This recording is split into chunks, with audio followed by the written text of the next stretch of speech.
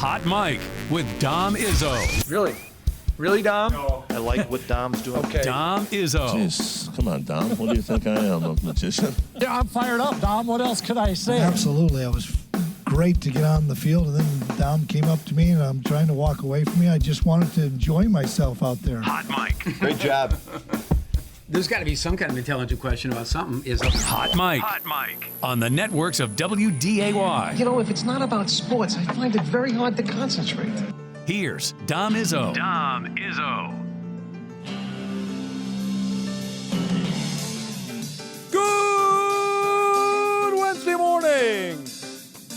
This is the My Shoulders and Back Are Already Tired edition of Hot Mike on WDAY Extra and InForum.com. It's a hump day edition, the 22nd of March. We got 6 more freaking inches of snow. You can see it everywhere.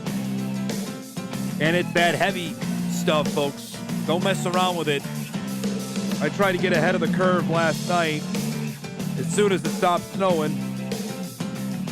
I don't know if that helped or hurt because right shoulder is barking already, and it's 9 o'clock. And in my usual rant, the plow hasn't come through yet. Like I got the live camera up in my house, kind of refreshing that every 10 minutes or so because just waiting for the Berlin Wall to get erected in front of my driveway again.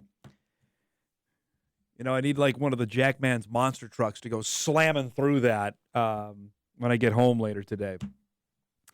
And I'm sure for the rest of you as well, they got off to work and knowing full well what's to come when you get home later today. So welcome to our show here on this Wednesday. Excited to get things started. We have a packed show today. Really excited about our guest lineup. With lamenting about the weather and seeing what it's like outside, it is the season debut for Dick Bremer to be back on our show. We've been doing this now for, almost 4 full years. And he's joined us each and every baseball season. He's back today. Will be each and every Wednesday at 10 o'clock. And lots to chat about as the Twins are, crazily enough, 8 days away from the season opener in Kansas City. We'll visit about what the reconstruction of the roster, namely with the trading of Luis Arraez, bringing in Pablo Lopez. I know plenty have questions on the future for Bally Sports North. Just trading a couple of texts and emails with Dick. I don't know if he has a whole lot to offer on that. We'll ask. He will probably provide as much as we can, but I think for people that are still having questions about it, I'm not sure how many more answers we'll get today. So we're excited about that coming up later on in our show this morning. Also, we're on the eve of both the NCAA Hockey Regional starting tomorrow out at Shields Arena and spring football beginning at North Dakota State. So, yes, there's plenty of snow on the ground, and we are still talking about sports that normally are contested in either the spring or the fall and the winter. Seems fitting with how the weather is going about now. Matt Entz will join us coming up later on in our show today, and we will run the gamut on issues around the Bison football team as spring ball is set to begin. I say issues in quotation marks. I say storylines that surround the Bison football team as we get set for the official kickoff of the 2023 season, which begins at about 7 o'clock tomorrow morning with the first of 15 practices and some actual, as we've talked about over the past 2 days on this show, some actual real juicy kind of storylines to kind of sink our teeth into over the next month. That's coming up later on in the show. There's some busy portal stuff we'll get to, some Summit League basketball news as well that we'll dive into before we say so long here this morning. We'll begin our show with the highlights of the night. We got 3 games to show from last night in descending order, depending on your viewpoint on what you were watching. We always start hyper-local, and the Minnesota State basketball tournament tipped off yesterday. The DGF Rebels won 8 AA. They were facing off against Plainview Elgin Millville last night, which meant Owen Leach was ready to go crazy. Deep 3 there to get his team within 1. Down 2 here. That's the drive and good from Grant Anderson. That tied the game at 56. Leach pulls up again here, knocks down a three to give DGF a 59-56 lead. It's now 59-58. This is when a haywire happened. The Bulldogs of PEM missed both free throws. DGF gets the ball with 30 seconds to go, but they turn it over. And that leads to a PEM basket, and they now take the lead at 60-59. Leach drives back, able to draw a foul. He hits both of the line to put DGF up 61-60. They try, does PEM the football pass, but it's tipped away off their fingertips. DGF would hit 2 free throws here. The last second heave is off the mark. And how about the Rebels of DGF? Head to state for the first time in 7 years, and they get a win in the quarterfinal round, 63-61 behind the heroics of Owen Leach, who had 50 points in the Section 8AA championship game that you saw last Friday here on Extra. Last night, after a cool first half, if you watch the first half of the game, he had 9 points. He finished with 28 last night to get DGF into the semifinal round. Drew Shealy put in 10 in a hard-fought game, a game that basically each team tried to give away at the end, but the Rebels ended up winning it, and they will move on to the semifinals. Now, here's the weird part, the quirky part about the Minnesota Boys State Basketball Tournament. They played last night. They will not play now till Friday. So they're off today, off tomorrow. Won't play till Friday night at 8 o'clock against Albany in the 8-2A semifinal. That's the last semifinal at Target Center. Today, you have the Class A quarterfinals all happening at Williams Arena. And then tomorrow, you'll have the 4A semifinals during, I believe, the day, and then the 3A at night.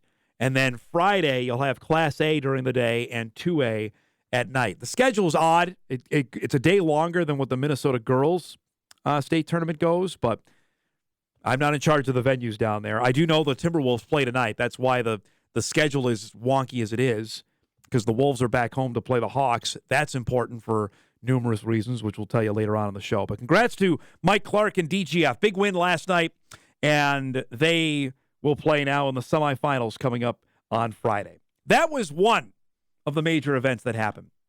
Second, the Minnesota Wild, who have been red hot since pretty much right before the NHL trade deadline, last night on the road against the New Jersey Devils, a team that has been really good this season. And the Wild didn't flinch in this game. It was a scoreless game into the third period until Mason Shaw will score here on a mini wraparound as he tucks home the rebound and gives Minnesota a 1-zip lead. That was the score with under 8 minutes to go. The Devils, though, would break through. Timo Meier will find the loose puck. He scores almost identical to how Shaw scores. And the Devils even up at 1. Gustafson, by the way, was great again last night for Minnesota. The finale of this game was amazing. It's 3-on-3 overtime, remember. Devils had a chance to score. Look at the clock here. 6 seconds left when Matt Boldy skates onto it, and he goes to the backhand and scores right before the horn.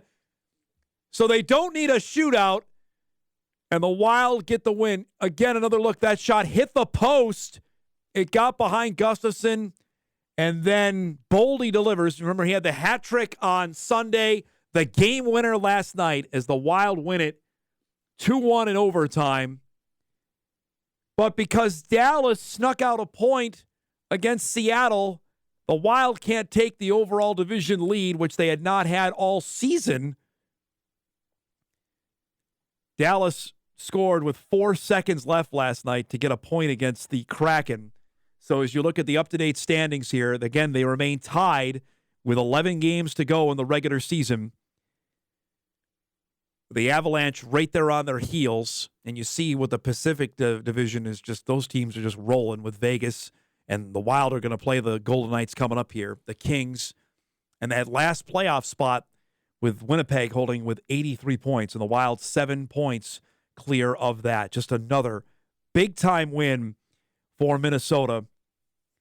They are back on the road on Thursday night with the Flyers, and then they come home for the Blackhawks on Saturday and the Kraken on Monday. And then next week it's Seattle, Colorado, and then a home-and-home with Las Vegas. That's going to be juicy here for the last stretch of the season. But they are entertaining to watch, and they're certainly making the end of the season must-watch hockey because they are playing really, really well and getting timely goals. Gustafsson, as I mentioned last night, fantastic. 47 saves to beat the Devils, and that's not a chump team. New Jersey's won 45 games this season. And this is what I will decry about the NHL playoff structure of how it goes, because it's messed up. Because you're going to have two of the best teams in the league playing against one another in the first round. The Wild and Colorado were that good. And somebody's going home after the opening round. Tampa Bay and Toronto, I think, are set to play for the third year in a row. Again, two of the best teams in the league. And they are set to get beat in the first round. That sets the table for the final game of our opening segment. And I will freely admit I was wrong. I was wrong about the World Baseball Classic. I was probably jaded from the last two times that I've seen it, where majority of the stars have not played, and it has been a afterthought tournament. That has been put to rest here over the last 2 weeks, at least for me, after seeing what has transpired over the last couple weeks. Not even with the United States team. Seeing, obviously, the Japanese team play, the Dominican team play, the Venezuelan team play, the Puerto Rican team play. Heck, even the Italians play. The intensity has been through the roof. And it was capped off last night with a fabulous baseball game.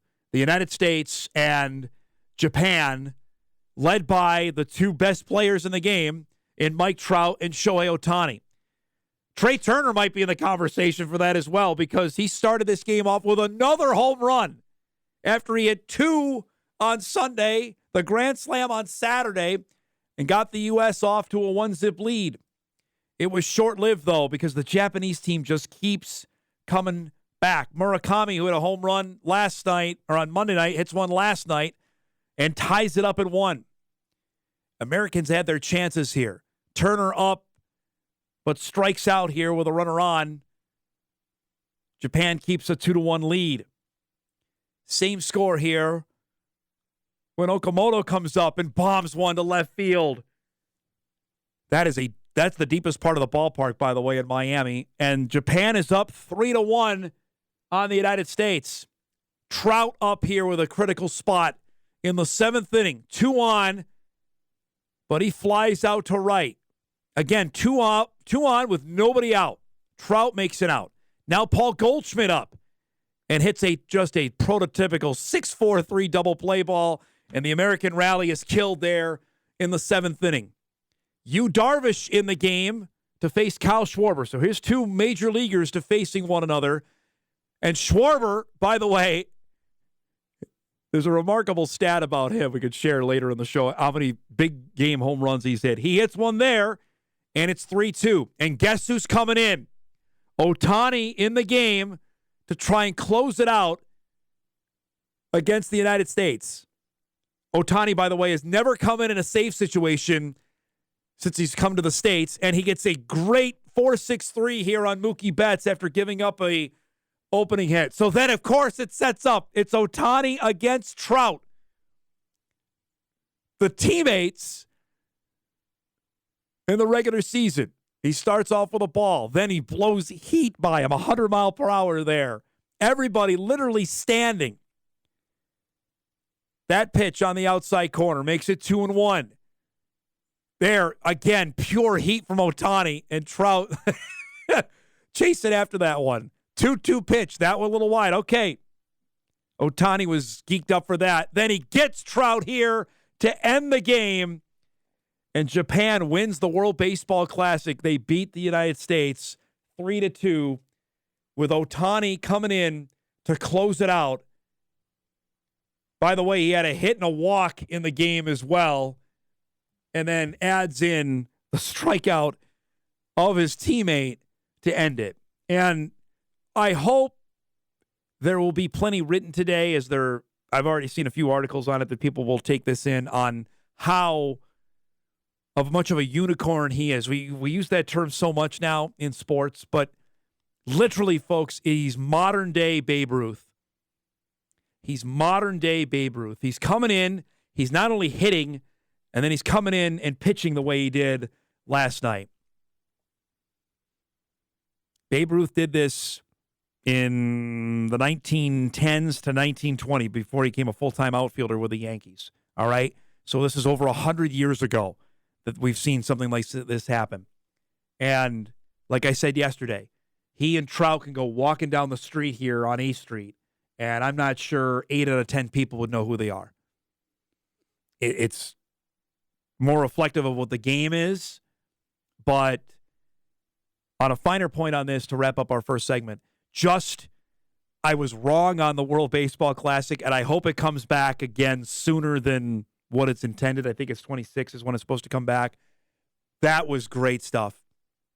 And the players cared, and I think from what you heard in the postgame that Trout was going to go and tell everybody that he could to go play on this the next time around. Because even still, the Americans didn't have everybody that they could have. I mean, their lineup was pretty good. They didn't have everybody. And heck, Japan didn't even have Kodai Senga, who's the stud now rookie for the Mets. He could have been on this team. It's only going to get bigger, I think, folks. So kudos to baseball on that. That one they got right. And I was dead wrong about it. And I think I'm not the only one, but I was dead wrong about how fun that was to watch. We are packed here today on this Wednesday, a couple minutes away from Drew Trafton joining us in his usual 9:20 time segment. Got plenty to chat about with Drew. At 9:35, we'll welcome Justin Gaard onto the show for the first time, the voice of the University of Minnesota women's basketball team. Of course, with the hiring of Dawn Plitzowite as the new Gopher coach, his thoughts on that. Anything else that we'll visit about with JG coming up at 9:35. As I mentioned, Dick Bremer will join us at 10 o'clock. The voice of the Minnesota Twins on Bally Sports North. He actually has his first broadcast tomorrow down in Fort Myers. He'll join us from lovely Florida coming up at 10 o'clock. And at 10:35, the head football coach of the Bison, Matt Entz, will join us as North Dakota State opens spring football practice tomorrow. We'll get some of the storylines and also a preview of Pro Day, which is a week from today up at the indoor football complex. We'll be there live a week from today for NDSU's annual Pro Day. So a lot going on. We'll take a break. Glad you're joining us on a snowy Wednesday. Hot Mike is back after this on WDAY Extra and InForum.com.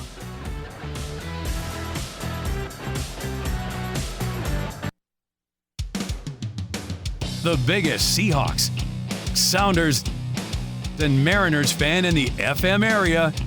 It's time for Views with Drew. I apologize. I'm not completely ready for you because I'm going back to oranges during commercial breaks here, and I need it. And I'm a little off the base here, so I apologize. I assume you dug out of your house like I did this morning. Oh, that was yours. It was. I felt viewers have already heard. I've already lamented about it, so you go for it. Well, it was probably the most athletic thing I've done in years. Because I worked the morning show this morning, so I got up extra early. And you don't fire up a snowblower at 1 a.m. Well, you can. You can be that guy in the neighborhood. I'm not going to be that guy. So I've got a couple in my neighborhood. It was a shovel. It was a shovel day, and it was something. And I still have a little bit more to look forward to when I get home. But like orange slices, that's a good halftime snack. Get those electrolytes in. You got ways to go, man. We got a big show today. You got an hour and a half left. All right, so I made this claim at the end of our first segment, and I know you are a fan of a baseball team in the American League West, so you may disagree with this. But if Mike Trout and Shohei Ohtani were to walk down A Street here, how many out of 10 people would recognize who they are? 2. That's what I said. Yeah, I said like 8 of 10 would have no idea who they are. Yeah, it's just like, which is terrible. It is. And that last night, I didn't get to watch it, but I saw Trey Turner continue his incredible streak before I went to bed. That's the best thing for baseball in such a long time. I admitted time. this. I don't know if you heard. I was dead wrong on this. I thought, well, they're playing it. It's March Madness, NFL free. Who's going to care? Yeah. And I was honestly, right there with you. The players made me care. The games made me care. I routinely was like, and they kept drawing me, reeling me back in because the players enjoyed it and the games were great. And who would have guessed that stadium in Miami could be that electric? Because we've never seen that before. Like the fact that thing was sold out. Absolutely like, right. Are you kidding? Yep. That just tells you know what? There's a market for baseball in Miami. And a lot of those fans were cheering on their home countries.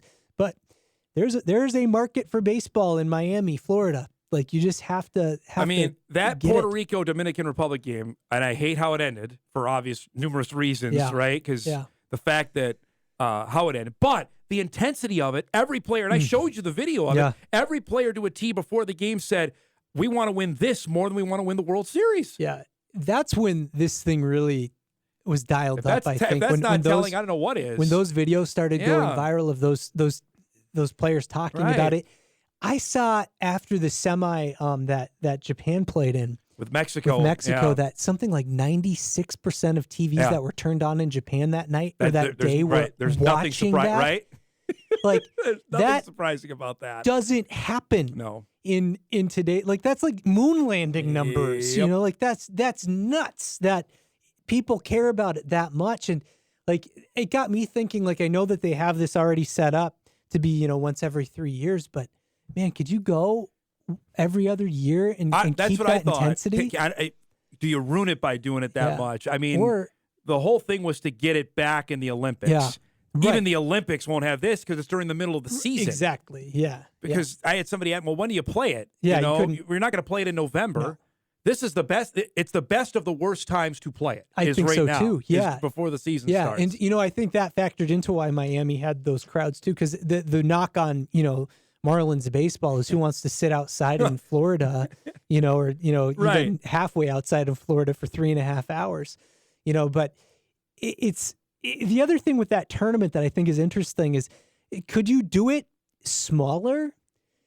Again, like so they had, I didn't love 16 teams in it, and they had a going whole to 20, right? And That's what they wanted. They had a whole bracket that was over in China and Taiwan that played before they actually came to the States. Yeah. And it's like I don't need to see let's not pretend that Great Britain has a baseball team, right?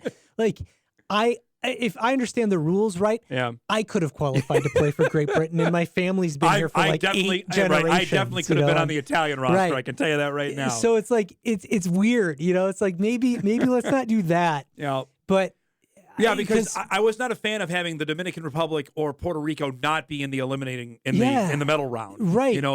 How good those teams are. So good. You need to have those teams. I mean, Venezuela's team was really, really good. Yeah. They surprised some. Like, do you do like divisions, and like you do like the Asian Pacific division, the continental division, and then like the Caribbean or something like that, and just like break it into.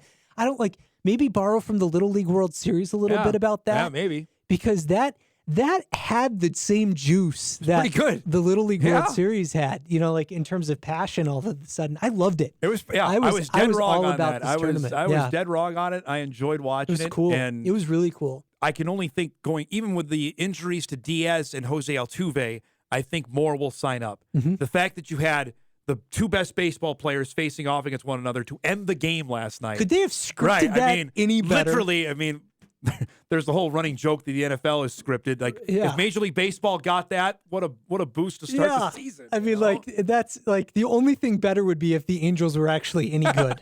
Like that's the only thing that would have made that even better. But you have your two best athletes in the sport. So Mike Trout just tweets this out 2 minutes ago. It's hard to sum up into words what these last couple of weeks have meant to me. I had the time of my life representing the United States on my chest. The energy was electric and made the WBC a moment I'll always cherish. So thank you all so much. It was an honor to be your captain. If that's not a glowing endorsement of going forward, I don't know what is. Yeah. You have the best baseball player in the world saying, I'm gonna play.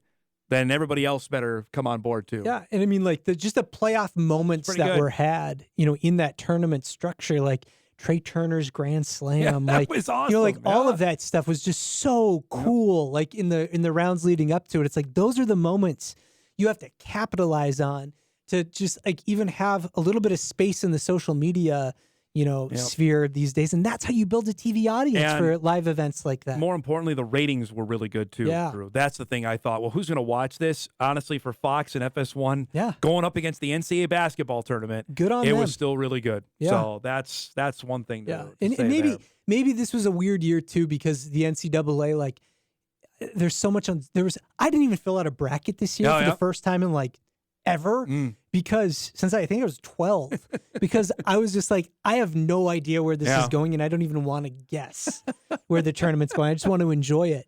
And it has been enjoyable. There's no for doubt. Sure. Yep. But it's like, I wonder if that uncertainty almost like allowed for a little bit of that baseball audience to creep in.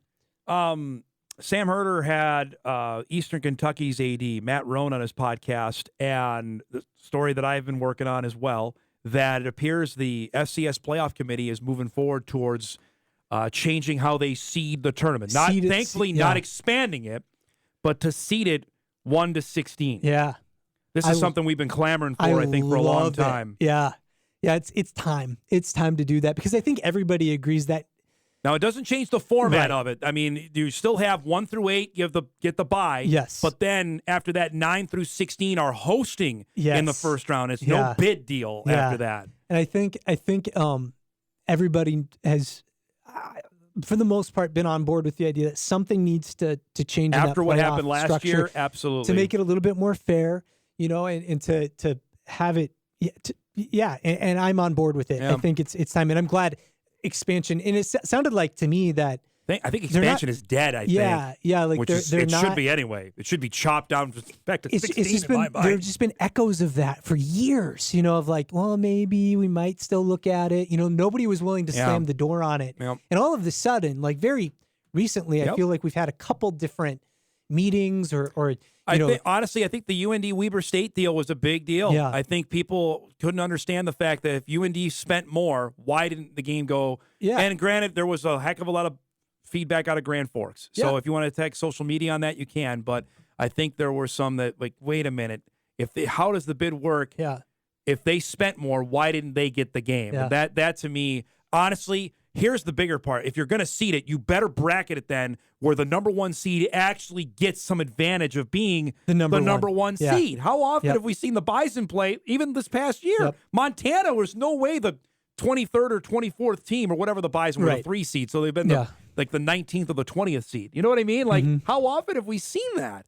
Yeah, a lot. Too many. Yeah, and that's why. I mean, but this just felt like the last couple of weeks and leading back to the last playoff season where now all of a sudden we're hearing like way more definitive answers on no, like playoff expansion's not the way to go. No. Here, and that's cut good. it, in fact. Yeah. 16 sounds like a good number to me. 16 was worked for a long time, but they're not going to do that. Right. But at least too much money. This is at least meeting us halfway on that. Good luck the rest of the day on icing your shoulders up to get ready for what's to come. All right. Drew Trafton joining us each and every Wednesday here on Hot Mic. We'll take a break. We come back. The voice of the Minnesota women's basketball team, Justin Gaard, will join us about Dawn Plitzowite and what that means for the Ghosts.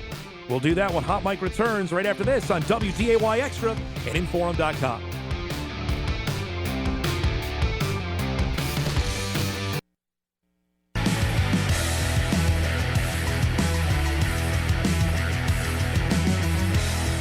Welcome back, everybody, on this Wednesday morning edition of Hot Mic, WDAY Extra, InForum.com.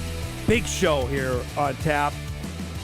Matt Entz, North Dakota State head football coach, coming up in about an hour's time as the Bison get ready for spring ball opening up tomorrow. I am super pumped to have our next guest on the show because I've known him forever, and everybody knows his voice if you listen to the radio around here.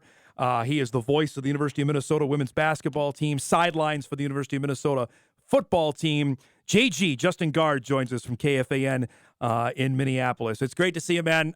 Thanks for the time. I know you've had a busy couple days, obviously, with the hiring of Dawn Plitzowite, which is a name that people up here certainly know. I think when the opening happened, JG, I think obviously all of us looked at AJ, at Aaron Johnston, that might be the logical move. But Mark Coyle has always done things kind of differently since he's run things. Were you surprised that it was Plitzowite who ended up getting the job? Once you learned about her, first of all, thanks for having me. I'm excited to do this. Once you learned about it, no, it made a lot of sense. And you're right. And I heard Mike McFeely on the show yesterday, Dom, say that's what everybody was saying, right? Aaron Johnson, because it does make a lot of sense. Yeah. The guy has put together an unbelievable program. He's obviously Minnesotan, which is, that's like the number one requirement for everything that we do around here, right, wrong, or indifferent. And you always wondered, okay, is this the time he makes a jump? Because I got to go to Brookings a year ago for the WNIT. I saw Frost Arena for the first time firsthand. I saw the support, saw the football stadium, which obviously has turned out pretty well for them. And you said, I can see why a guy could build a nice life here and not be in a huge hurry to leave. It's the same thing in Fargo. It's the same thing in Grand Forks. I can see that. But you wondered, okay, is this the time he's going to do it? The Big Ten, the money, all of it. What we never really thought of is was a disruptor in the Summit League during Aaron Johnson's time, and it was Dawn Plitzel-White. And I knew that because they went to the Sweet 16, but I don't think I really knew it like I thought I knew it. And you start diving into the numbers, and you see her winning percentage, and you see their defensive numbers, you see the Summit League championships, both regular season and tournament, and you say, well, this could work out pretty well too. And I know McFeely said that yesterday that, and she's on the move. She's ready to go. Yeah. She's fine to come back to Minnesota. So it makes a lot of sense I think Coyle did a good job to convince her, hey, it's okay to be a place 1 year. Yeah. I did it.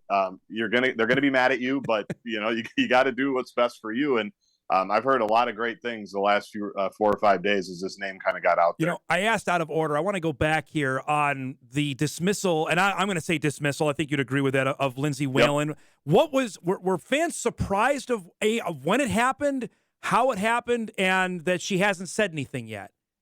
That she hasn't said anything yet, no. I think she's kind of she doesn't want to get in the way, as disappointed as she is and as hurt as she is, and obviously she would be. I said this, I think, on the radio a couple of days ago, maybe it was last week, that I think she felt that she was finally getting the coaching deal. I think she felt like after jumping right in off a WNBA career, literally just off the court into coaching, which is tough in of itself, going through the pandemic, going through the transfer portal, I think she felt, okay, I finally have stabilized this thing. I've got a top 10 recruiting class. I've got people I like around me.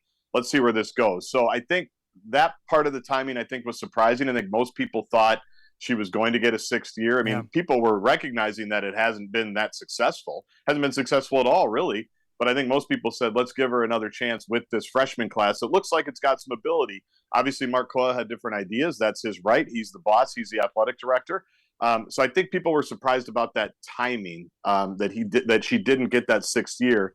But it wasn't like everybody was saying this is going great and we just have to see this through. There were certainly, concerns about where it was heading, and because it's tough to learn the job in the Big Ten. Like, it's just a tough place to do it. I think Ben Johnson's going through the same thing. Richard Pitino went through the same thing. Like, this isn't a job. This isn't necessarily a conference for rookies. You really have to have a lot go right to handle this thing. So I guess nothing really surprised me with it, Dom. I mean, it's a little bit. I thought she would get a 6th year just because of the recruiting class, but Coyle wanted to go a different direction. I think once you learn about Dawn, you see why he was attracted to a coach of her caliber. Now, you mentioned the recruiting class, and for Bison basketball fans, they saw, well, two of the studs, because Mara Braun didn't play against the Bison up here, and obviously Nia Holloway was out for the season. From what we know, JG, all 4 are still in the boat as of now? Yeah, it seems like it. It seems like it. And I know that was something that Lindsay talked to them about as well. Immediately after the firing, it was, you guys came here for a reason, the 4 of you. See it through. Yeah. I lost 2 coaches in my career. One of Lindsay's got fired. The other one, Brenda Fries, went to Maryland. So she said, you can still do everything that you wanted to do. So I know Lindsay cares a lot about the program. I know it was important for her to put that message out there for those players. Who knows if it pushed them over the top or whatever. But I know the players are excited about Coach Dawn coming here. I know they're excited about the reputation. Some of them, I think, kind of knew of her because she said, we tried to recruit some of them. It didn't last very long because they were going to be Power 5 players right from the jump. But so I think they're excited about, because they see the results. They see what she did. Yeah. They see the program that she runs. And this is a group, certainly the freshmen and some of the upperclassmen as well. I think they're ready to play the style that Plitzel-White does. The toughness, the defense, the rebounding, the winning. All the little things. I mean, these players are used to winning, so I think they're excited about what the future holds. We have not heard from Katie Borovich yet. Have you heard anything from the Roseau native about her intentions about coming back? Have not. Okay. No, have not. And obviously that's when there's a coaching change. Well, actually, even when there's not a coaching change, you always wonder. I mean, you just kind of do attendance like you're in elementary school. You do roll call. Like I just dropped my kids off and they got to slide their name over on the smart board that they're present today. That's essentially what you have to do. So yeah, I don't know. I mean, I know she obviously went through a lot to play, given her injury and missing an entire season, and really was kind of one of the emotional leaders for the team. And I know has a lot of good friends on it, but I haven't heard anything right, wrong, or indifferent one way or the other.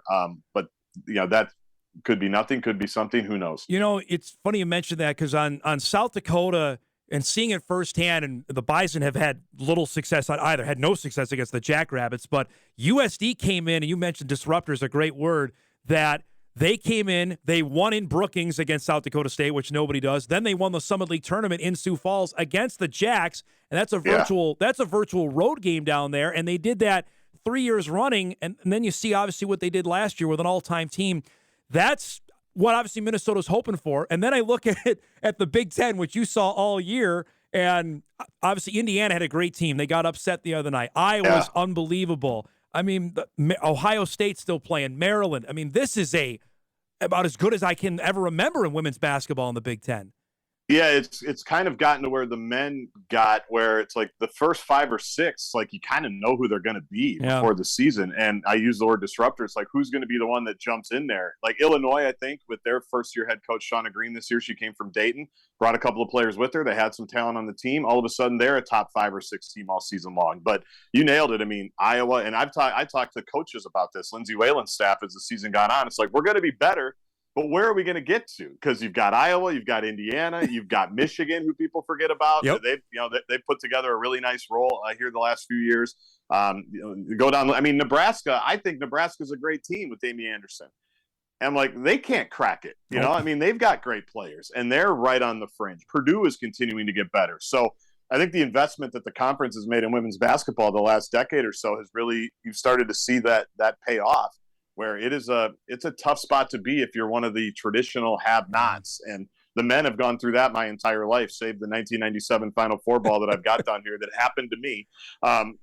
You can't take away my banner and my ball. I've still got it as an 8th grader, but it's hard when you've got all these programs that you're going up against. Where do you fit in this pecking order? And you just got to try to give yourself the best chance with the best staff, the best coaches, and obviously there's some players here that hopefully can help break through. I want to ask you about this. It's on the men's side because we've seen now, JG, with St. Thomas on the rise.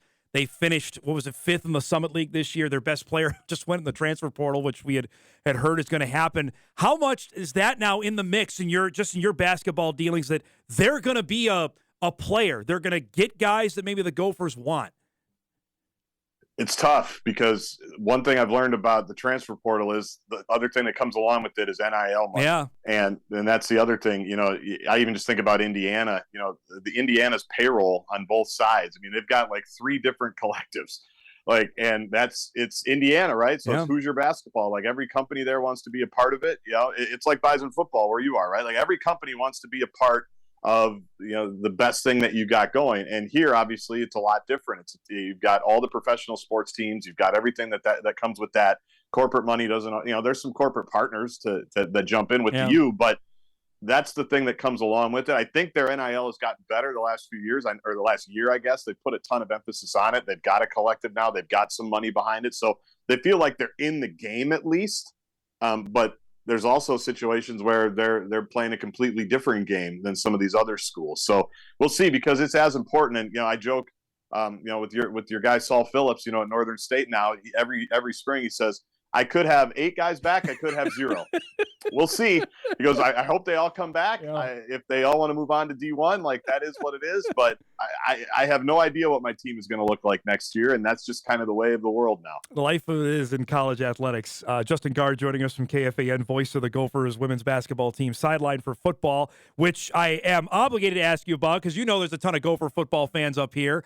I find it hilarious and ironic that both North Dakota State and South Dakota State are going to play football games in Minneapolis this fall, and not against the Gophers. That's just the state of where we are right now.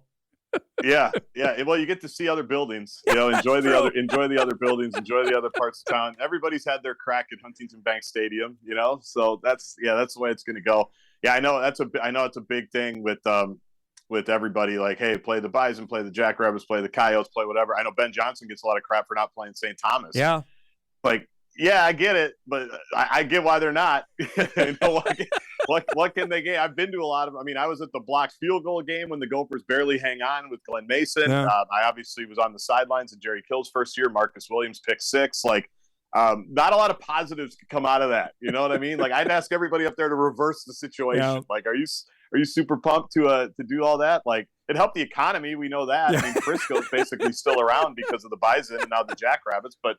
Maybe it would help revitalize downtown Minneapolis again if we let everybody come in. But that's your job now, you know, at U.S. Bank and Target Field and everywhere that everybody's doing. Well, I am interested for the opener because the Gophers play Nebraska that Thursday, and then the Bison play 2 days later at U.S. Bank Stadium. I have a feeling, JG, there are going to be some Bison fans at that game on Thursday night when the Huskers and the Gophers play. If you can get tickets from Big Red Nation, you know, that's because they're all bought in now on the program. I'm guessing they're gonna be up here. We're in that cycle now because they've got their newest savior there, Matt Rule, which I actually think is a great hire, obviously. But yeah, it's and the weather will be good. That's the key. You know, I love that Labor Day weekend. Thursday, you got the State Fair. If you want to see Dixie Chicks, they're in town. I think that weekend, like. There's a lot of reasons to come down. Tell me about what PJ's team has this year. What are you really excited about to see for 2023? The new quarterback, really, Ethan Kaliakmanis, who's I think as PJ said yesterday, he's going to be limited because he got hurt in the Pinstripe Bowl. You wonder why players opt out. Yeah, I saw it live, man. I'm like, what? Yeah. What? That field was horrible anyway. It was Yankee bad. Stadium was bad. I know, and you say, well, is it because it was in New York? No, Phoenix was just as bad the year before, and Wisconsin had the same deal. So these baseball we talk about player safety all the time, and then we throw them out on these fields. It doesn't make a ton of sense to me. But I'm just curious, because last year, obviously, the offense was Mo Ibrahim, and that's it. Like, I could just say it's Mo Ibrahim, and then hopefully they can get 100 yards passing. It makes sense. He's the leading rusher in school history, great running back, team leader, the whole deal. But I think you saw late in the year, speaking of Nebraska, the Gophers are down at halftime and Tanner Morgan gets hurt. Ethan comes in and in front of 90,000 people. I mean, we've all seen Nebraska. We've all been in Nebraska. Even if they're not good, it's still intimidating. I'm a 40-year-old man, and when I stand on the sidelines when the Huskers get on the field, I'm rattled. And I don't even have to do anything. I just have to talk about injuries and stuff. And for Ethan to come into that spot, direct them back, lead them back, I think showed a lot. And just the arm talent, just the moxie, just everything that came with that. I'm excited to see what the offense looks like because PJ is going to have to change a little bit. No longer can it be the quarterback was 10 of 13 for 112 yards, right? Which is, I mean, where I'm sitting right now, I do a Gopher show every Sunday morning, and I'll look at the stats. And a lot of times it was like that. And that would be criminal to me if that's the case because of what Ethan can do. Yeah. I think they've upgraded the wide receivers in terms of the portal. And they've got some good guys coming back, including Brevin Spanford, who I think is a good tight end who kind of emerged last year. So that's what I'm most excited about. Defense, I don't really worry about. It kind of reminds me like the Bison defense. Like whoever runs it, like it's a Craig Bowles, a Chris Kleiman, who is it? Like it's going to be fine. Yeah. Like Joe Rossi knows what he's doing. He's a great coach. He recruits to what they need. I don't necessarily worry about that side as much, but the offense, I'm very curious about what it's going to look like. JG, this was awesome, man. Let's do this again soon, okay? Anytime. Thanks for having me. Appreciate the How's time, the man. snow? Everybody good? We got too much of it. Literally the Twins are playing in, 9 days? Come on. Allegedly. Yeah, right? Allegedly. Great. Yeah. Thanks for doing this, bud. Great to see you. We'll talk again soon, okay?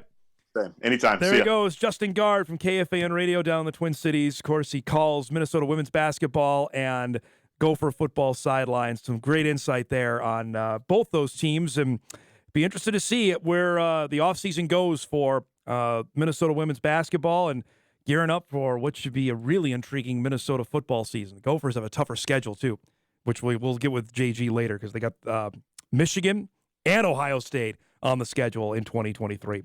We'll take a break. We come back, a major award, one of the best players the state of North Dakota has ever produced. We'll do that when we wrap up Hour 1 right after this on Hot Mic on WDAY Extra and InForum.com.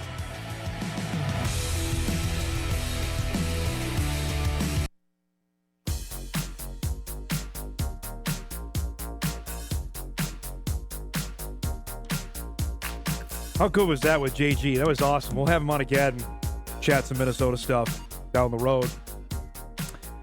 Couple things here. By the way, we have for those that normally stream our show live, we have a new place to find it.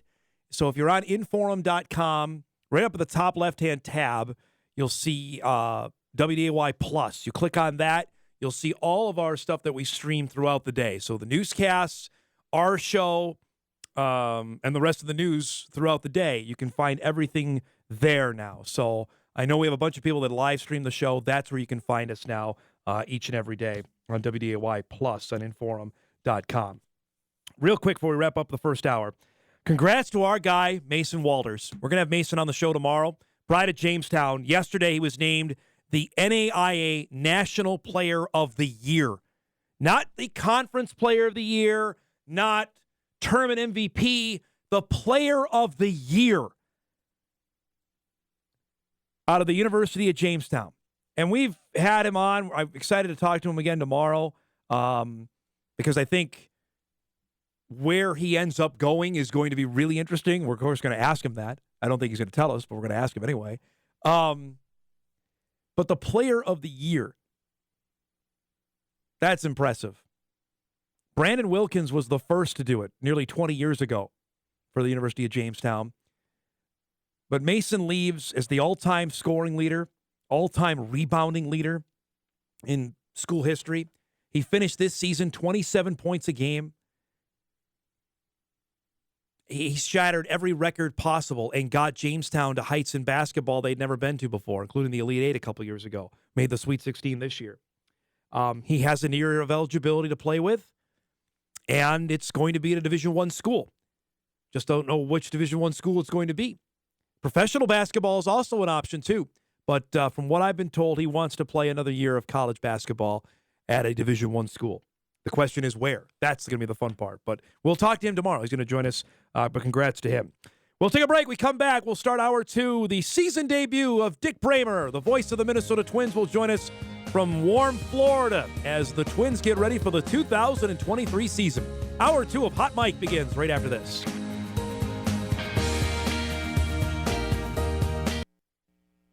This is Hot Mike. Hot Mike. On the networks of WDAY.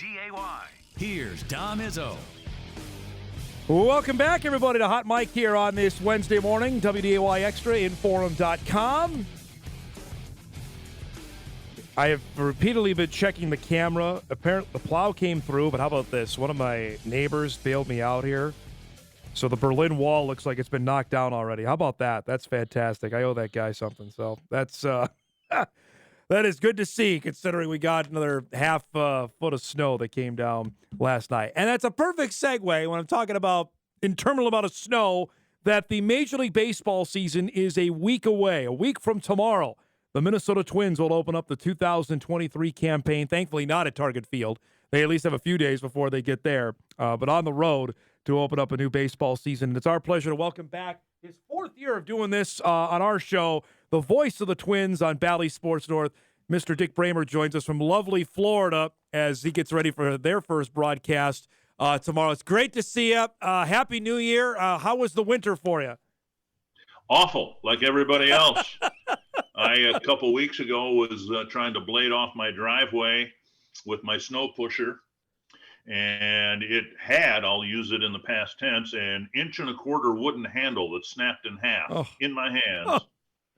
I've blown out the driveway, I'm guessing 20 times. Everybody who's lived there this winter has had to deal with it. I'm sorry about the 6 inches of additional snow, but I decided when the snow shovel snapped in my hands that was a sign from God that he does not want me to remove any snow. As they say, he put it there, he can take care of it.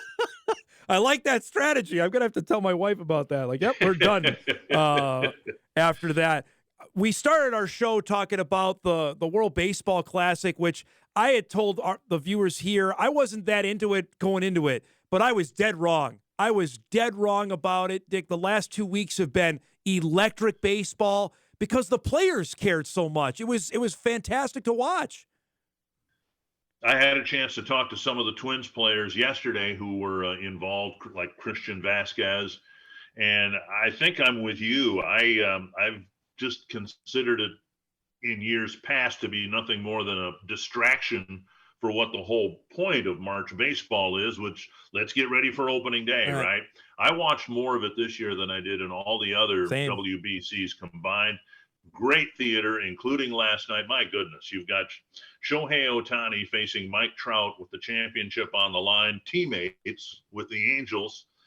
And it's just been wonderful for the game of baseball. But with all that said, I will tell you that, and I might be in the minority, what's going to happen in Kansas City 1 week from tomorrow will be a more significant game for me than anything that we saw in the WBC, because that's when the games start for real. You know, it was interesting, though, to hear some of the Dominican players, the Puerto Rican players, when they were interviewed, saying they wanted to win that more than the World Series, which I think opened some eyes or raised some eyebrows. Right. And again, it's been great for the game of baseball that wants to be, go more international in terms of its marketing and all that. Well, what better way to do this? You had literally countries from all over the world. I talked with Bert Blyleven again yesterday. He was the pitching coach for the Netherlands team. They have had some success in this tournament in the past, not so much this year, but Japan, Israel, whatever. I mean, this is just a great outreach for Major League Baseball, and let's hope it helps grow the game internationally, because that's been the hope for quite some time. All right, it seems like the last half of when you were on last year, we were talking about the new rules and how the game was going to be tweaked. Here we are. You've been down there to see some games. I know you've watched games on TV. What do you make of what we've seen so far? And more importantly, what have the players told you of what has been tweaked here?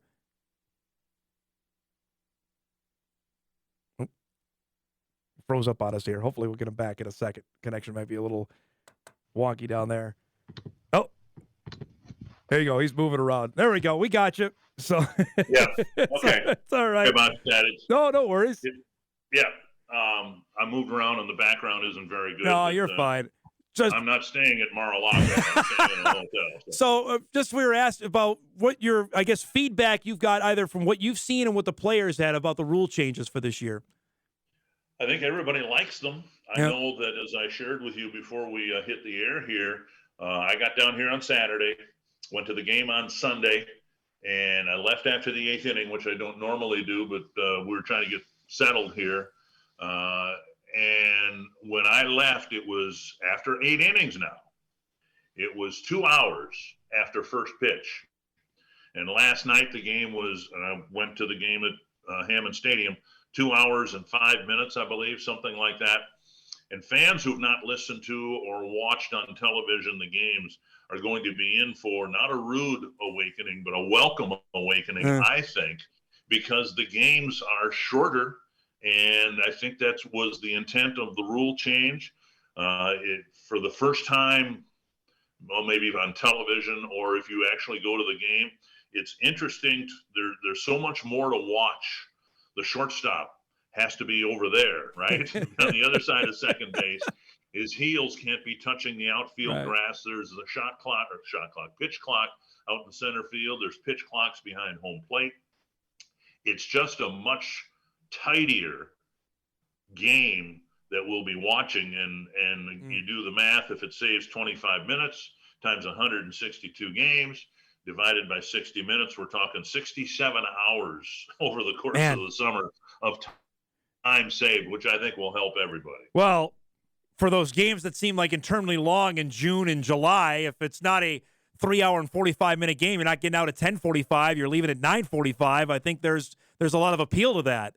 Right. And Rocco Baldelli, when I talked with him yesterday, it changes everything for the manager. He's got to put, issue his signs quicker. Talked with Tommy Watkins, the third base coach, yesterday about that. He says it hasn't been as much of an issue as he thought it would be. You look in the dugout, manager puts the hit and run on or whatever, and then the third base quickly gives the sign. Everybody's doing things at a much quicker tempo, and that means shorter games. And I think everybody's just going to love the pace. You don't miss any of the action, right? And so if the games are shortened by 25 minutes, and start at 6:40 and the game is done a little after 9 o'clock, that helps the attendance, that helps the TV ratings, That helps the radio ratings. It's just going to be great, for the game, I think, to have enacted these rules. Now, we will see how it plays out,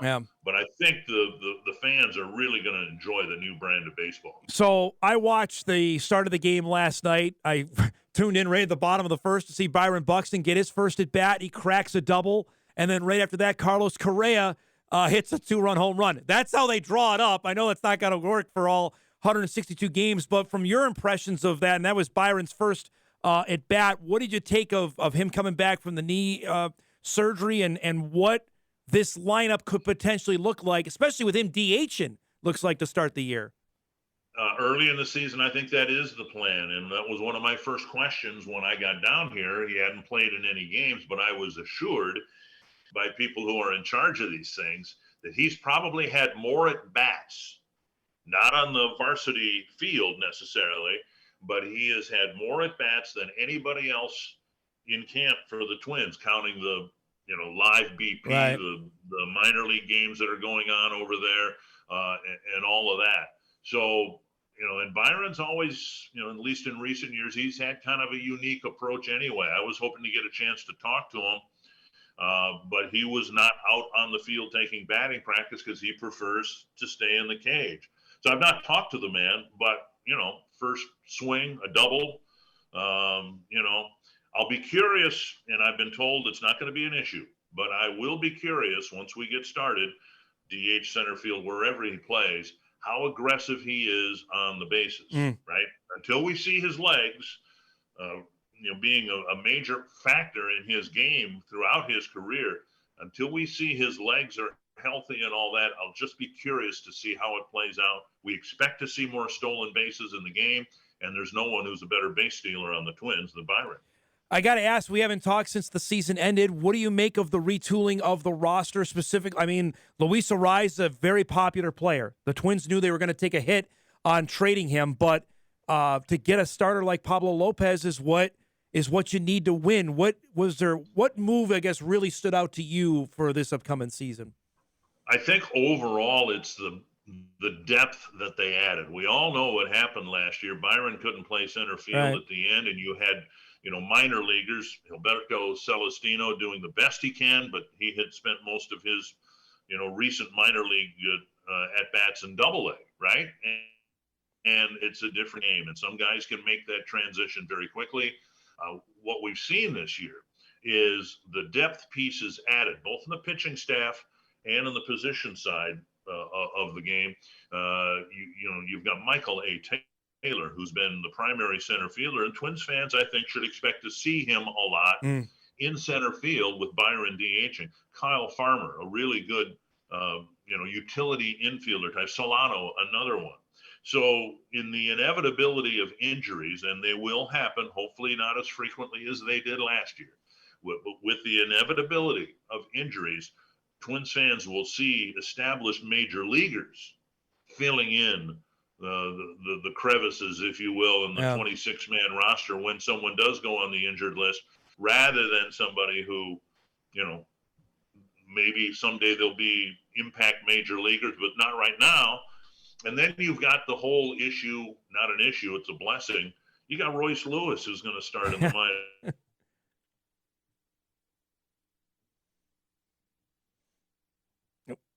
Hopefully we'll get him back here in a second. He's talking about Royce Lewis, which obviously is one of the major stars here for the Twins, who obviously got hurt at the end or the middle part of last season, as we all lamented about it, playing center field for some strange reason there. Crashed into the wall in the end of May after he came up and had a great run there, and then of course was done for the season and is still rehabbing his way back from his ACL tear. That hopefully he's going to be ready by, they think, sometime in June, as Dick was pointed out. That's a spot that the Twins are going to have to create a roster spot to get him on. That's the really intriguing part for what's to come for this upcoming baseball season. We'll take a break right now. We'll get back. Dick's getting his reconnected here, and hopefully we'll be good to go for the second half of our visit. So we're right on time for a break anyway. So we'll do that now. We'll come back right after this on Hot Mike on WDAY Extra at InForum.com.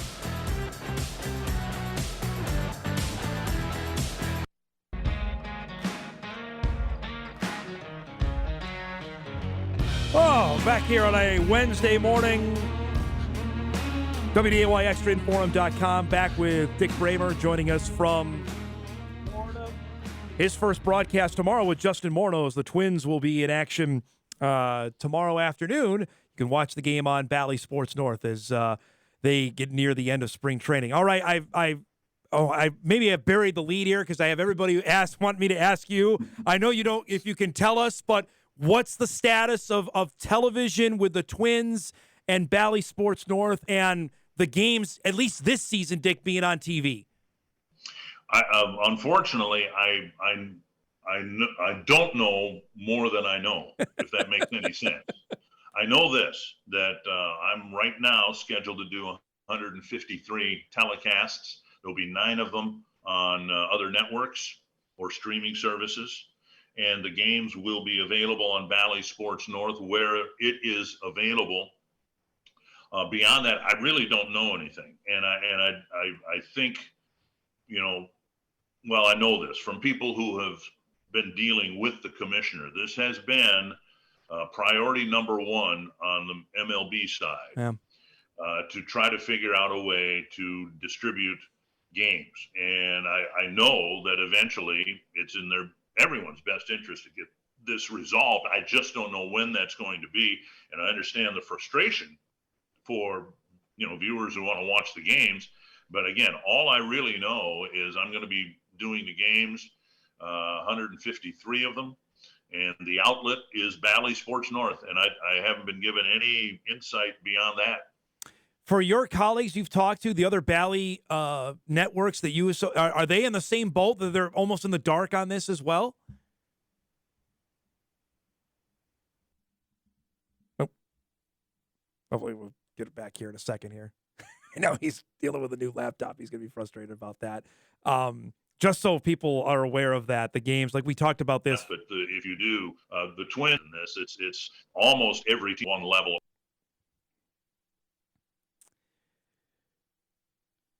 The real rub of the real, you got it. Again, you're okay. Don't worry about it. We know. No, nobody's trying to block me from answering this question. It's important for Twins fans to realize that they are not alone in this. The Kansas City fans are dealing with it. The Tiger fans are dealing with it. And in one way, shape, or form, all 30 teams are going to be dealing with this issue. It's on the front porch of the Bally teams right now. And again, hopefully they'll get things resolved so it's long-term going to be better for everybody. I don't want to put you in a tough spot here, but just how frustrating is it for you personally? There's you like to have some certainty of knowing what's going on. Yeah, and but distribution of the TV telecast has been off and on kind of an issue throughout my career, one way, shape, or form, right? Yeah. I mean, back when I started with Spectrum in 1983, it was a distribution issue that ended up bringing the company down. So all I know, again, is I'm going to be doing the games, and the hope is, and I'm encouraged because it's in everyone's best interest to get the distribution thing figured out, and there are people a lot smarter than me that are trying to do that. 40 years. That's a heck of a round number. Just tell me about just that, of hitting that milestone this season. Well, I tell you what, last year the Texas Rangers, of all people, put a chart in their media guide about the longest continuous serving announcers for major league teams. And there were 4 radio guys and me. And for some reason, that really hit me. Yeah. I'm aware that I started in 83. I didn't do games in 86, but this will be my 40th year. So I've been aware of that. But to see the names there and my name on that list, that really hit me. I've been really blessed. I've told you this before. I'd be following this team if I was in some other profession, but to be able to make a career out of, following the team I followed as a kid has been really remarkable. I got an email in to ask about your broadcast partners. Are they still the same for 2023? Yes, although last year Jim Cott did some games. He announced his retirement from broadcasting last year. We might have Jim on for a few innings this year, but the majority, not the majority, but the primary analyst I'll be working with is Justin Morneau, and then Glenn Perkins will be doing games. Also, early in the season, he'll be our sideline reporter, I guess baseline reporter, we should say. And then it'll be Roy Smalley and LaTroy Hawkins. So pretty much the same lineup. And since you brought up the rule changes and the quicker tempo and all that, somebody asked me the other day about, how it's going to be different for me. And I really believe it's going to be more difficult for the analysts than the play-by-play guy, right? I mean, essentially, the time of game is going to revert to what it was in the first half of my career. So I have that reference point, right? But for the Justin Morneaus and Glenn Perkins, they're going to have to tighten things up because there's simply less time between pitches, between at-bats, and all of that. So we'll see how it plays out. We'll all adjust. So it's going to be fun to see. Twins are on tomorrow against the Blue Jays. Then you have another broadcast on Saturday. And Monday. And then Monday, we okay. got 3 of them here. Awesome. And Justin and I will do it tomorrow. Then Glenn Perkins will join us for the last 2. And then a week from now, when we do this thing, we'll be in Kansas City getting ready for the season. And hopefully we'll have a better Wi-Fi set up at the hotel there. Well, and I was looking here as well. You got a trip to Kansas City, then a trip to Miami. The ballpark ain't going to be nearly as filled as it has been the last couple. You know that. Like it has been for the World Baseball Classic when the Twins are there. No, but again, here's something that's new this year, and I think fans are going to love it. We're going to play everybody. Yes. All the other 29 teams. And with everything else that's being changed in baseball, that's going to be one of the most beneficial ones, I think, for the fans. Every other year, the Phillies are going to come to Target Field. And if you want to say, I saw Bryce Harper play, you'll have that opportunity. I've shared this with you before. We moved to Central Missouri and we went to Cardinal games, and I can tell people I saw Willie Mays play. I saw Hank Aaron play, Roberto Clemente, all those guys.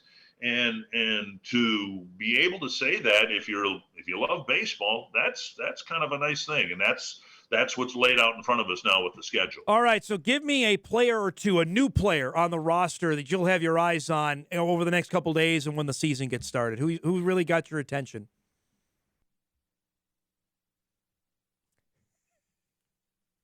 Couldn't ask that one either, apparently. I'll say, for me, 2 guys. Obviously, Pablo Lopez being one.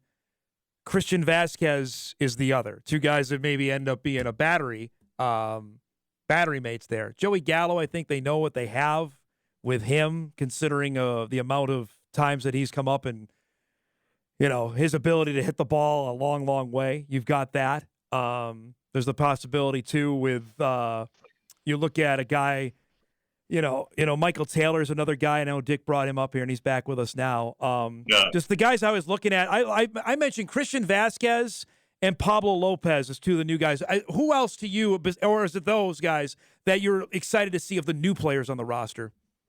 First of all, again, let me remind you and your viewers and listeners that anytime you ask me a question that could potentially get me into hot water, I'm not doing this on purpose. It's a good bit, though. I'll say that. You mentioned Michael A. Taylor, and I think given how they're going to approach things with Byron Buxton, and in the colder weather, he does have a knee. He had knee surgery, right? They're going to want to be as protective as they can in the hopes that they can get him 500 at bats, right? I think Michael A. Taylor, at least early on, is going to be a really key acquisition. He's a decent enough hitter. He's a former Gold Glove winner out in center field. I introduced myself to Michael yesterday, and I said, "Are you just playing center field?" He goes, "No, they have me in left." So we might see an outfield eventually where you've got, Max Kepler, who probably should have won a Gold Glove in right field. He's really good, right? We'll see Buxton, a Platinum Glove winner in center, and we might see Taylor in left, and that's going to be a tremendously athletic outfield. And if we see that, the pitching staff is going to love that. So they brought in some really good guys, and as one of the coaches said yesterday to me, it's not just that they're good players, but they have fit in well character-wise and all that. I'm not going to bring up any names that the Twins have brought in here in recent years, but they don't have any issues with the character of the new guys that have come in. All right, so we got our rocky one out of the way here. We're going to just ascend now from here. You know, it's like the early struggles hitting the hitters are always behind the pitchers. So we got this one out of the way. Have a great call tomorrow, and look forward to visiting with you in Kansas City next week, all right? Let's just say it was Hurricane Ian that busted up our Wi-Fi network here this time, and we'll have a better one next week in Kansas City. It's great to see you. I'm looking forward to doing this all season long. Thanks again, Dick. We'll see you next week, okay? Same here, Dom. Bye. There he goes, Dick Bremer, voice of the Minnesota Twins on Bally Sports North. He'll be joining us each and every Wednesday throughout the baseball season. And two important things to mention here before we go. That's the live television, internet connections. That's what happens. Thankfully, it doesn't happen a ton for our show. Second, on the TV stuff, and he's limited probably what he can say and what he knows, I know. But when you look at the space we're in now, especially locally with the amount of people that can't watch the Twins right now, it's bad. It's not good. The amount of people that told me I haven't watched a Twins baseball game in 2 years. They cut the cord and went to streaming, and then either YouTube TV or Hulu, whoever, they don't have Bally Sports North. Or if they want to go right through the site, and Bally doesn't have a deal with the Twins, so they can't stream it that way. You got to get this figured out. You got 8 days to get it done. Get it done. Somehow. I mean, baseball already, you want to talk about struggling in popularity, and the NFL has all this momentum, and here we are. We're 6 months away from a football game being played, and it's still, everyone's talking about it. You know why? Well, it doesn't, all the games you can watch on TV. You can watch every NFL game on television. Even the Amazon games, you can hook up and still put them on your television. Baseball, you can't. How many people are left in the dark of watching their favorite team? And by the way, maybe they're not their favorite team anymore because you can't see them. Figure it out. We're due for a break. We come back. The head football coach of the North Dakota State football Bison, Matt Entz, will join us as spring ball gets set to begin tomorrow up on the north side of Fargo. We'll do that when Hot Mike returns right after this.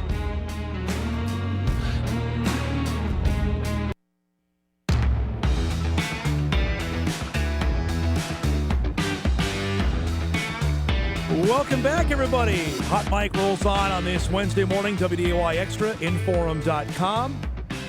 Saw that shot of downtown Fargo. Thankfully, some cars moving around here after another blast of snow here. I think Wheel said last night it was supposed to calm down, at least not be as active. It's not going to be any warmer, but not be as active. If we can't have warmth, I guess just let's have things settle down for a little bit for the next few days. Our next guest, last time I checked, actually, he was hiring his neighbors to shovel out his driveway. I got to ask, as we welcome on the head football coach at North Dakota State, Matt Entz, did you get that employed again, or were you out shoveling this morning? No, I was up early enough that I did nothing this morning. I apologize to anyone that lives in my neighborhood, but I wasn't in the mood. Yeah, I don't blame you.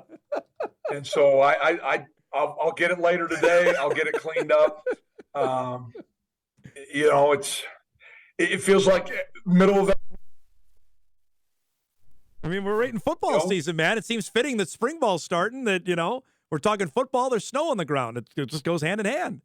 It does. It does. I was joking with you off air. I saw that you made a trip to California. So did you do the Avengers ride? Did you do the Star Wars deal? What did you do out there?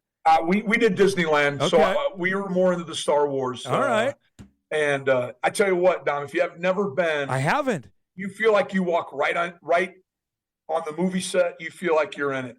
Nice. But of course, Disney doesn't spare any expense, and every detail is fully covered or taken into account. That's probably why they're so successful and why every day of the year there's a packed house. Yeah. You posted a photo with some former players of yours. Describe that and get the chance to see some guys you used to coach. Well, it's how unique is it when you get to see, four guys who used to wear the green and yellow in Southern California. And we got an Airbnb and had opportunity to get the guys over and did burgers and brats and nice. Kept it pretty simple.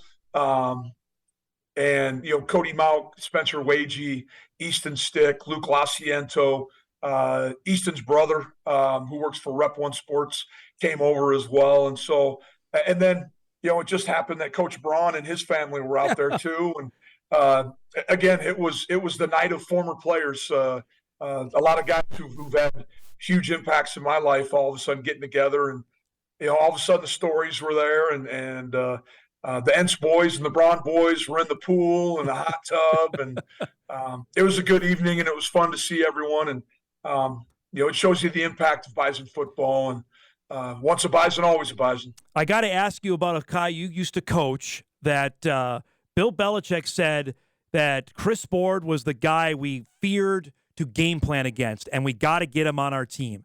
That's the greatest coach, the GOAT, saying that about a guy you used to coach. What does that mean to you about what Chris Board has now turned himself into as a professional football player? Well, the things that allowed Chris to get where he's at were he spent an unbelievable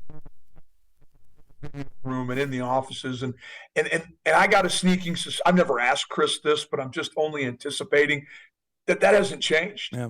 And Chris understands that just his preparation weekly is going to allow for his success, and he's bought into that process. And I think he's a great example of identifying your role and taking advantage of it. And,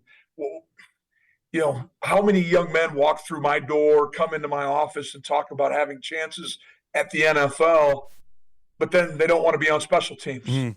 Well, here's a guy who has created his reputation in the NFL, excellent defensive player, but the ultimate special teams player. And, he's going to continue to have a great career. I'm sure there's a handful of years still in there. Mm. Chris is one of those guys who takes unbelievable, great care of himself.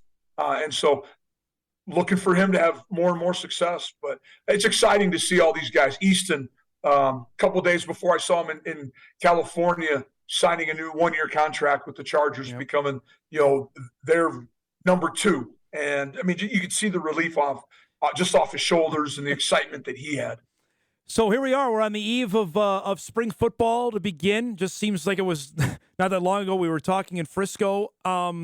First, tell me, on your roster, you have everybody that you anticipated that would be here. Are they here for the start of spring ball?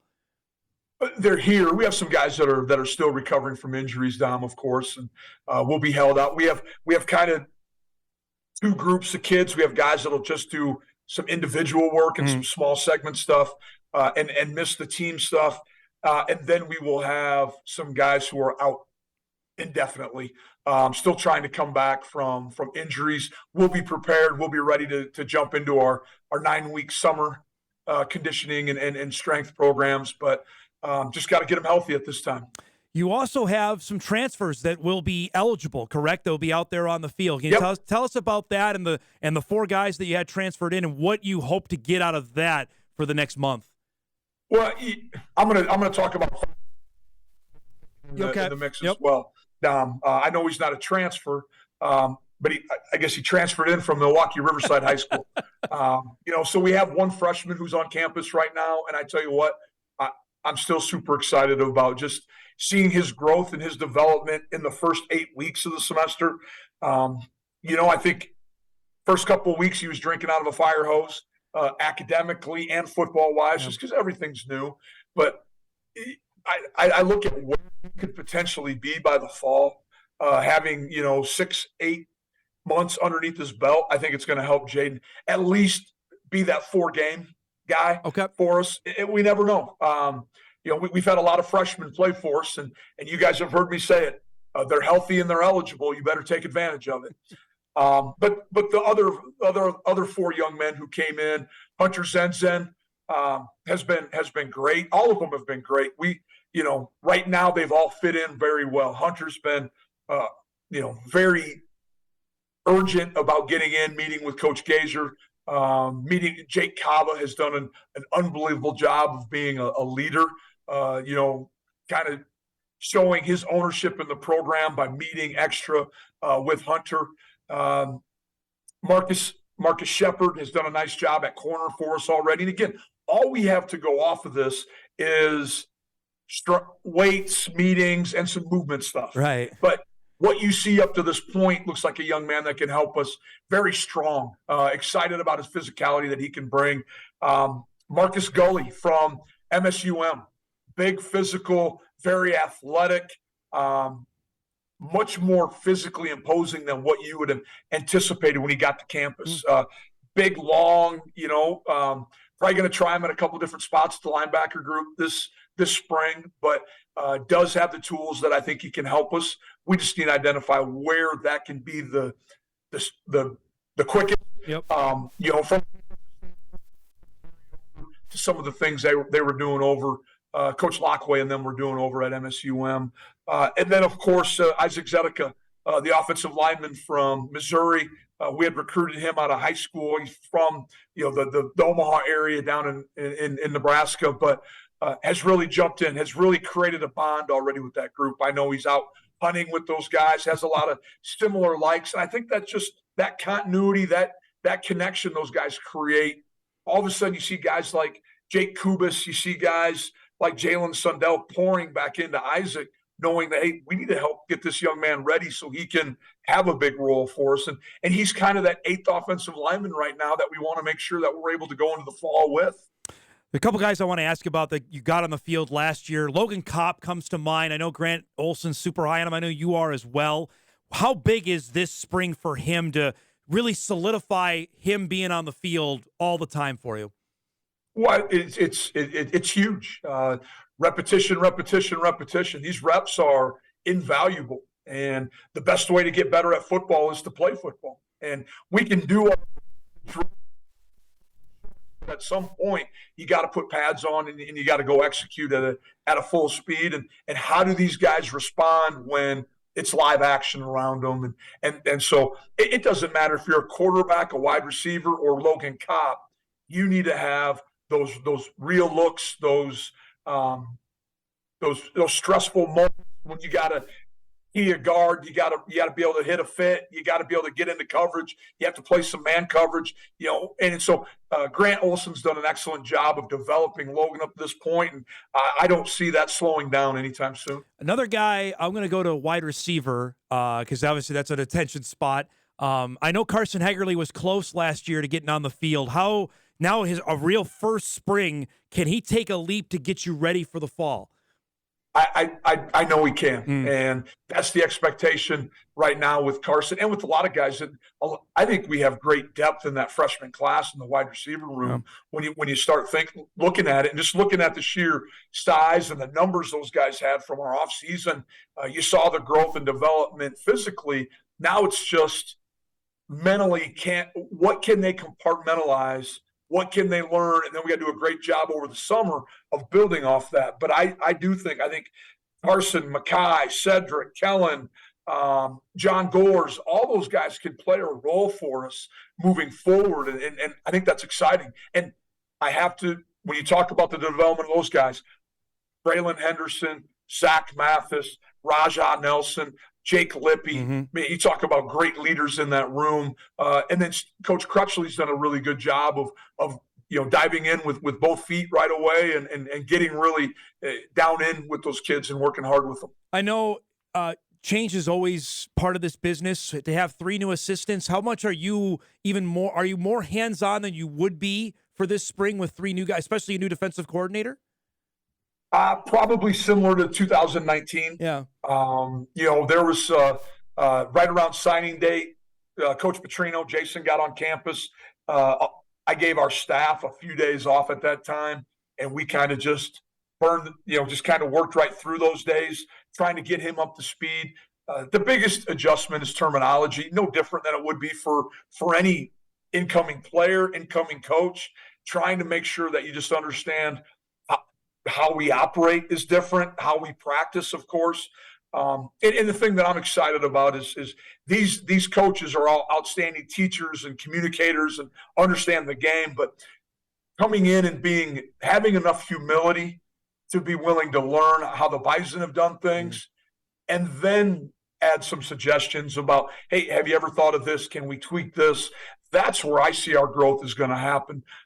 We didn't need to come in and reinvent any wheels. We just needed to clean some things up on both sides of the football in the offseason. I have not asked you about this. I'm curious your thoughts, especially a defensive coach with defensive-oriented coach, on the rule changes for this year. Now that the clock will keep running on how does that change, especially for you? How does that change the game here?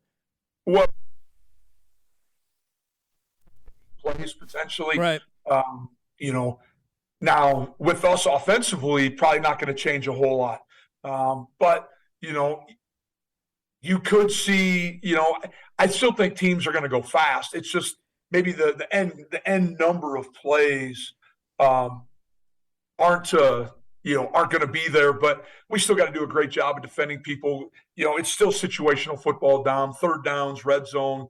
Ball security on our side of the football and creating takeaways on defense. So I don't know if it'll have a huge impact. Okay. But I do think there'll be moments when all of a sudden, man, you'd love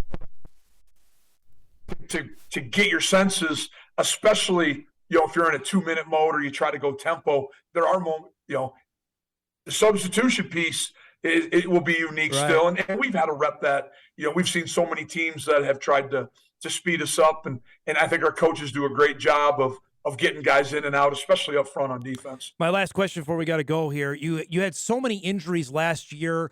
Are you, when you look at what you have for spring ball here, for some, I'm sure that want to get, like an Eli Mostert, I'm sure he wants to get out and rip the doors off. I mean, are you putting the brakes on that? Or you say, you know what, we need to get you on the field because you didn't play a ton last season?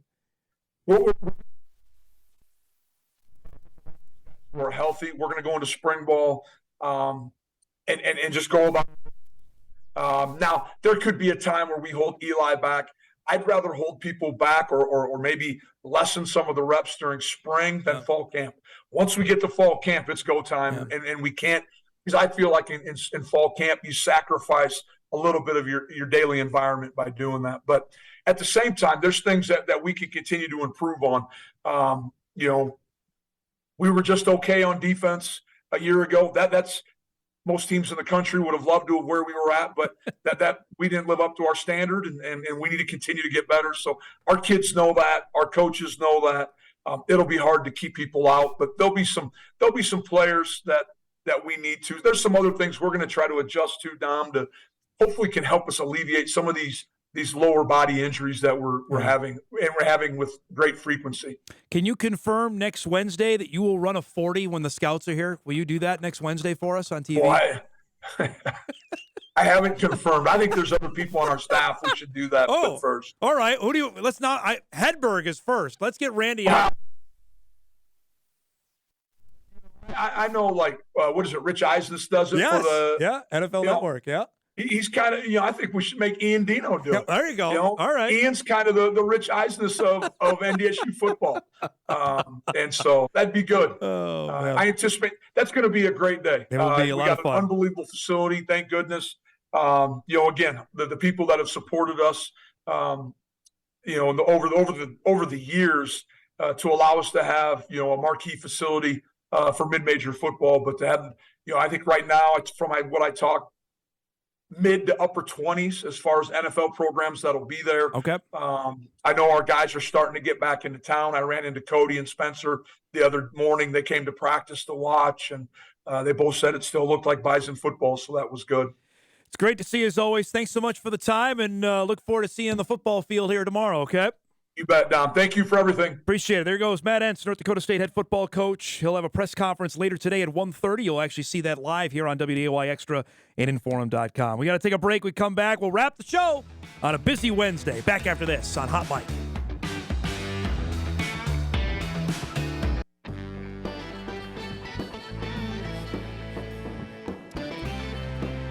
Boy, what a packed show here today. As you look, this posted about 40 minutes ago from Jamestown's Mason Walters, declaring what he basically told us about a month ago when he came on the show, that he was going to enter the transfer portal.